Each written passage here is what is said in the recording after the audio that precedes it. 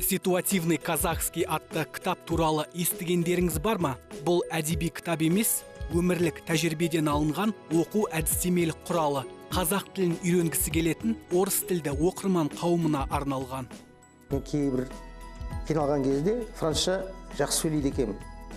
Жақсы жеткізе алады екенмін қазақшадан гөрі. Сол намысыма тиді, шынбайыма тиді. Бұл қалай болады? Мен өзім қазақ болып тұрып, французша жақсы білетінмін қазақшадан. Қанат бір жылдың ішінде өзінің ана тілін кәсіби тұрғыда игеріп алады. Меңгеріп қана қоймай, тілді үйрену барысында пайдалы тұстарын қойын дәптеріне түртіп отырған. Салдарынан қазақ тіліне құныққаны соншалық, жиған тергені артынан кітап болып басылып шығады. Бүгінгі таңда автордың 2 томы жарық көрді. Бұл бірінші кітап «Ситуативный казахский мир казахов» болды. Екінші кітабым «Ситуативный казахский диалоги». Үшінші кітабым қазір енді бітіргелі жатырмын. Құдай қаласа келесі жылдың басында ма тұсаукесерін жасап, енді бастырғызайын деп отырмын. Бұл деген сөздік болады.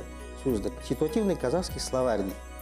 Жазушының айтуынша кез келген тілді теориялық тұрғыда емес, тұрмыстық деңгейде, яғни қарым-қатынас арқылы үйренген біршама нәтижелі болатын көрінеді. Сондықтан қазақ тілін үйренем деушілер ең алдымен тіл үйренуге арналған кітапты емес, сол тілде сөйлейтін орта табуы қажет.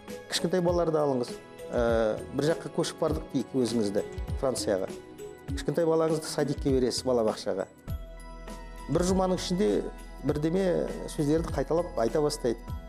Бір айдың ішінде сөйлей бастайды ол французша. 3-4 айдың ішінде француздың баласынан кем сөйлесе сөйлемейді. Солай емес пе? Алдағы уақытта Қанат Тасибековтің аталмыш оқулығы Павлодар қаласының жоғарғы оқу орындарының бірінде пән ретінде оқытылмақ. Сондай-ақ Өскемен қаласының жергілікті телеарнасы осы кітап бойынша өзге ұлт өкілдері арасында арнайы реалити-шоу ұйымдастырған. Реалити-шоу жасаған, сол мен өзім сонда көзім жетті. Менің методикамен орыстың баласы Василий деген жеңімпаз сөйлеп кетті. Кәдімгідей мен енді өзіңіз білесіз, шәкірсіз ұстаз стул деп айтады ғой, енді сол кездерде анау мен танымайтын, өмір көрмеген орыстың баласы сөйлеп кеткенде көзіме жас үйірді кәдімгідей. Отандық кітап дүкендерінде ситуативный казахский сатылымы жағынан бестселлерге айналған. Бастапқыда 1000 дана болып басылып шыққан туындының тиражы соңғы рет 10 мыңға жеткен, ал жалпы данасы бүгінде 18 мың дана.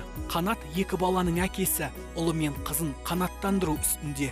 Тілі, ойы, болмысы орысша қалыптасқан ер азамат бір кездері қазақ тілін үйреніп, өзгеге үйрететінін кім ойлаған? Жантас Тұран, Елнұр Қасиман, Жаңа күн.